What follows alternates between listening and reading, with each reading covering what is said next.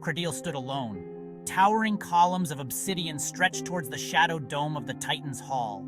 Ancient banners tattered by the eons hung heavy with the weight of forgotten victories. He, the last Titan, a mere shadow in the grand expanse.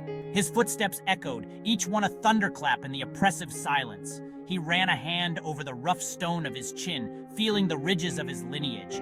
Every inch of him screamed of power, of an inheritance he barely understood. Doubt gnawed at him, a fearsome beast lurking in the shadows of his heart. He was alone, utterly alone. The hall began to fill. Whispers followed each new arrival. Cradile recognized them, gods and goddesses, their very presence a tangible force. He saw Hades, lord of the underworld, his eyes burning with cold amusement. Beside him stood Myra, the formidable huntress, her gaze sharp as a honed blade, lips curled in a sneer. Their whispers were venomous serpents coiling around Cradile, squeezing the air from his lungs. He was a spectacle, a curiosity, the last of a dying breed. Their scrutiny burned like a brand, marking him as an outsider in his own birthright. He yearned to vanish, to melt back into the shadows. Silence fell like a guillotine as Atlas entered, the Titan king. His face was etched with the weariness of ages, but his eyes still burned with a fierce intensity. He carried the weight of the heavens upon his shoulders, and yet his presence exuded an air of quiet strength. Gods and goddesses, his voice boomed, echoing through the hall. We convene today for Cradile, the last of the Titans. A murmur rippled through the assembly. Atlas raised a hand, silencing the dissent. He stands before you, seeking his place. He will be heard. Cradile's heart pounded against his ribs. Heard?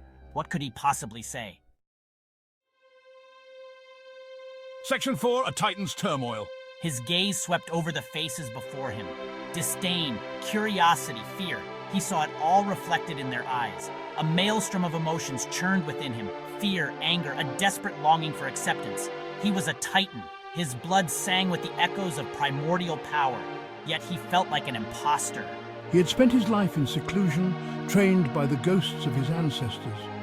They whispered of battles won and lost, of sacrifices made. But their voices offered no solace.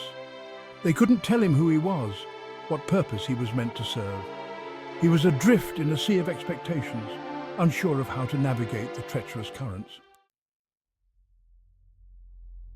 Section 5. A glimmer of hope. Atlas's gaze met his, a flicker of understanding in the ancient Titan's eyes. It was a lifeline, a silent promise of support. Cradile clung to it, drawing strength from the unexpected compassion. For the first time, he dared to hope. Perhaps here, amongst these gods and goddesses, he could find his place. Perhaps he could prove that he was more than just a relic of a bygone era. He was Cradile, the last Titan, and he would carve his own destiny. Hope, fragile yet tenacious, bloomed in his chest.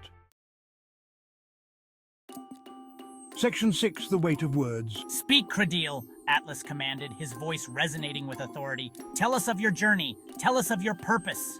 The weight of the command settled upon Cradile's shoulders. The hall held its breath, the silence pressing in. He drew himself up, the fear receding, replaced by a steely determination.